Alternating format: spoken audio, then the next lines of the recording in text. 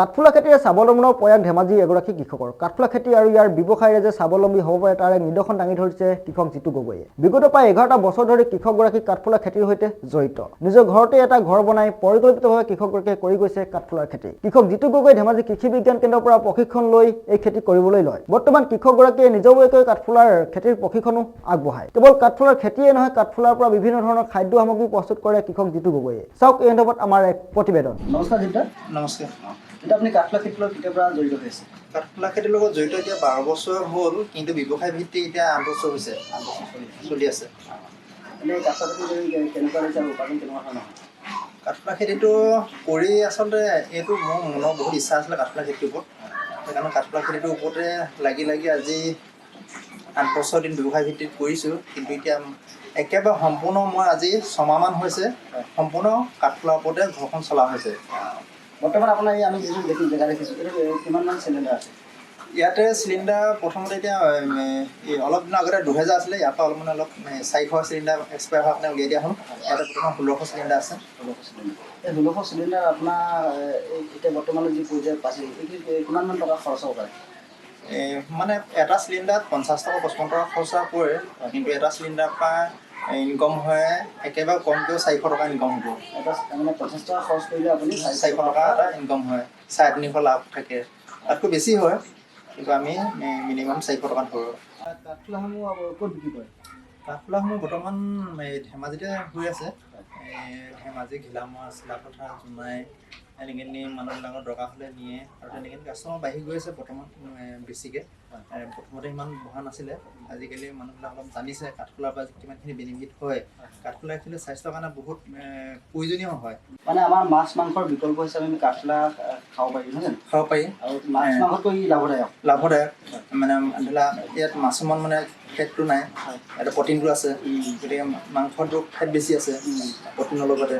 গতিকে আমি মাছৰুম ব্যৱহাৰ কৰিবলৈ সকলোৱে চেষ্টা কৰিব লাগে, স্বাস্থ্য ভালে ৰাখিব লাগে। মাছৰুমটো খায় এতিয়া ৱৰ্ল্ডত চাইনাই নাম্বাৰ 1 বুলি গম পাইছোঁ বোলে মাছৰুম উৎপাদনৰ ক্ষেত্ৰত।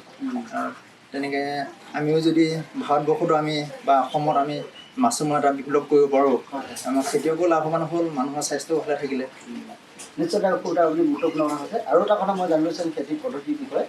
আপুনি যে মাছৰুমটো চিলিণ্ডাৰত ভৰালে, চিলিণ্ডাৰত ভৰাৰ পৰা মানে কিমান বছৰত ইয়াত কাঠফুলা লাগিবলৈ ধৰে বা মানে এইটো আৰু কিমান দিনলৈকে থাকে? এইটো আচলতে বস্তুটো বনোৱাৰ লগতে কথা নিজৰ ওপৰতে। এতিয়া আমি যদি এটা চিলিণ্ডাৰত মানে ধৰি লওক মিনিমাম 4-5 কেজি খেৰ ভৰালোঁ, ভিজা খেৰ ভালকৈ আদি যদি বনোৱা হয়, এইটো 4 মাহলৈকে প্ৰডাকশ্যন দি থাকিব। যদি আমি এনেই ধৰি লোৱা যাৰ তাৰে ভৰাই দিওঁ, ঢিলাকৈ ভৰাই দিওঁ, হয়তো 2 মাহ 2.5 মাহত বেয়া হৈ যাব। ইয়াতে বেয়া হোৱাৰ পিছত আমি চিলিণ্ডাৰটো কি কৰোঁ, ইয়াৰ যিটো এক্সপায়াৰ হ'ল সেইখিনি নি পিনে বাহিৰত মুকলিকৈ মেলি দি আকৌ কেঁচু খাব দিওঁ। সেইটো বিষয়ে আমি কথা পাতিম দাদা। আমি আৰু এটা কথা পাতিছোঁ। আমি এতিয়া আপুনি মাছৰুমটো লগালে, চিলিণ্ডাৰত ভৰালে, তাৰপিছতে কিমান বছৰত ইয়াত মানে কাঠফুলা লাগিবলৈ লাগে? আপোনালোকে বিক্ৰী কৰিবলৈ আমি প্ৰথমতে এইটো ধৰি লওক সেইটো ষ্টেলাইজ কৰা হ'ল, ষ্টেলাইজ কৰি পিনে আমি বনালোঁ। বনোৱাৰ পৰা 18 দিন আমি ডাক ৰুমত ৰাখিলোঁ।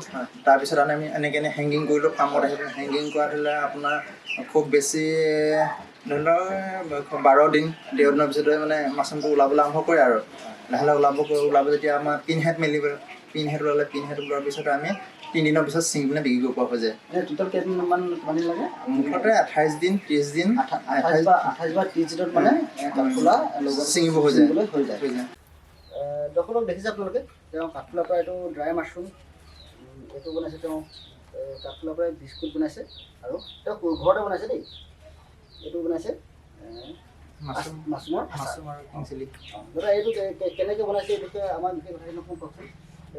এইটো প্ৰথমতে মাছৰুমটো কি কৰা হয়, অলপ শুকোৱা হয়, অলপ বেছি অলপ শুকুৱাই পিনে ইয়াক আকৌ অকণমান মানে ভজালিহে কৰিবলগীয়া হয়। আৰু কিছুমান মানে টেকনিক আছে ধৰি লওক, এইবিলাক কৰি মেলি আমি ইয়াক সৰু সৰুকৈ কাটিম।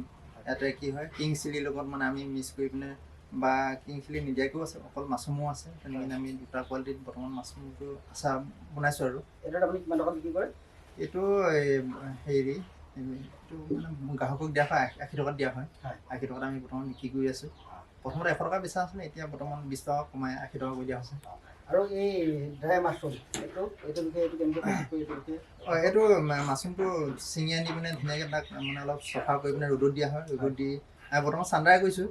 মানে মেচিন আনিব পৰা নাই ড্ৰাই মেচিন আনিব পৰা নাই হয়। তো চাণ্ডাই কৰি ধুনীয়াকৈ শুকুৱাইছোঁ শুকুৱাই পিনে ইয়াক আমি 6 মাহলৈকে ৰাখিব পৰাকৈ এটা মানে চিষ্টেম কৰি পিনে হয়। ইয়াক মানে বিক্ৰী কৰা হৈছে এইটোৱে 50 গ্ৰামকৈ দিয়া হৈছে ইয়াৰ ৰেটটো মানে 100 টকা বিক্ৰী কৰা হৈছে এইটো মাছৰুমটো ড্ৰাই মাছৰুমৰ পৰা কৰা হৈছে ড্ৰাই মাছৰুমটো কি কৰা হয় ইয়াতে মিক্সিত দি পিনে পাউডাৰ কৰা হয় পাউডাৰ কৰি ইয়াত মানে 10%হে মাছৰুম দিয়া আছে বাকীবিলাক ধৰি লওক বিস্কুট দিয়া কিছুমান ধৰি লওক বস্তুবিলাক যিবিলাক বিস্কুটত দিয়া হয় ঘিউ দিয়া হয় মানে গাখীৰ এইবিলাক মানে ধৰি লওক দি ইয়াতে ৰাইচ পাউডাৰ দিয়া হয় মানে চাউলৰ গুড়ি দিয়া হয় মানে মিক্স কৰি পিনে বিস্কুটটো বনোৱা হৈছে এই বস্তুবিলাক এতিয়া আমাৰ আপুনি যদি কোনোবাই যদি আপোনাক নজনা বা মানুহে যদি বা ল'ব বিচাৰে আপোনালোক কেনেকৈ যোগাযোগ কৰিব যোগাযোগ কৰিব পাৰিব মোৰ হেৰি আছে ফোন নম্বৰ আছে ফোন নম্বৰ দিয়া আছে ফোন নম্বৰটো আপুনি যদি পায় যিটো মোৰ ফোন নম্বৰটো 9365842772 ইয়াতে যোগাযোগ কৰিব আপোনালোকে যিমানখিনি পাৰোঁ মই সিমানখিনি শিকাই দিবলৈ চেষ্টা কৰিম আৰু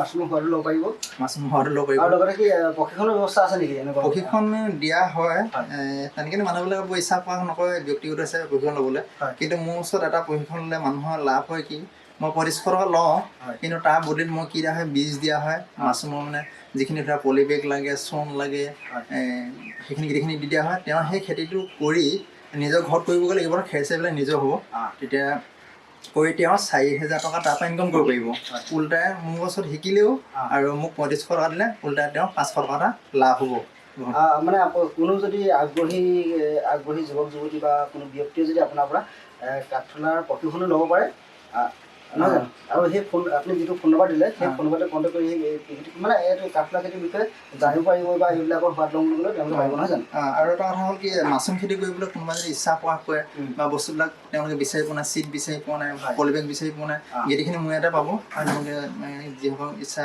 কৰে খেতি কৰিব নাই তেওঁলোকে মোৰ লগত যোগাযোগ কৰি এই বস্তুখিনি মোৰ পৰা সংগ্ৰহ কৰিব পাৰিব মই খুব চমুকৈ আপোনাৰ পৰা এটা কথা জানিছোঁ আপুনি কাঠফুলা খেতি কৰোঁতে 3500 টকা লয় বুলি ক'লে এইটো 3500 টকাত কেনেকুৱা ধৰণৰ প্ৰশিক্ষণ পাব এই কথাখিনি খুব চমুকৈ অকণ কৈ দিয়কচোন প্ৰশিক্ষণ পাব মানে কি ধৰি লওক খেৰ কটাৰ পৰা আৰম্ভ কৰি মোৰ ইয়াতে খেৰ চেৰ কাটিব পাৰিব মেচিন আছে খেৰ কাটি কেনেকৈ মানে নহয় প্ৰশিক্ষণ মোৰ ইয়াতে হয় ইয়াতে হ'ব যদি ক'ৰবাত দিব যাবলগীয়া হ'লে মানে তেওঁলোকে সেই খেৰটোৰ ব্যৱস্থা কটাৰ ব্যৱস্থা কৰিব লাগিব বাকী বস্তুবিলাক ধৰি লওক চিডৰ পৰা ধৰি যিখিনি বস্তু লাগে সেইখিনি মই লৈ যাম কিন্তু মোৰ ইয়াতে ল'বলৈ হ'লে বেছি সুবিধা হয় গোটেইখিনি বস্তু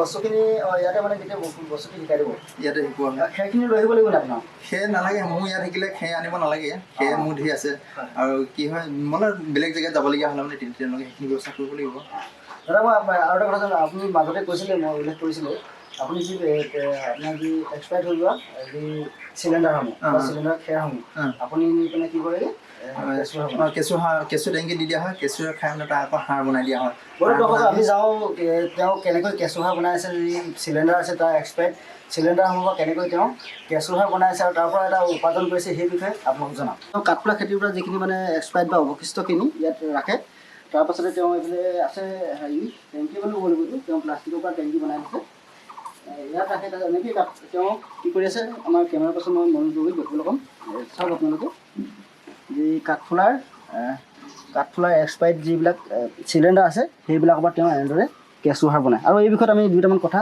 তেওঁৰ পৰা জানিবলৈ চেষ্টা কৰিম দাদা আপুনি যে এই কাঠফুলা খেতিৰ চিলিণ্ডাৰৰ অৱশিষ্টখিনিৰ পৰা আপুনি যি কেঁচু সাৰ বনাই আছে এই কথাটো আপোনাৰ মনলৈ কেনেকৈ আহিলে আপুনি ক'ৰবাত দেখিছিলেনে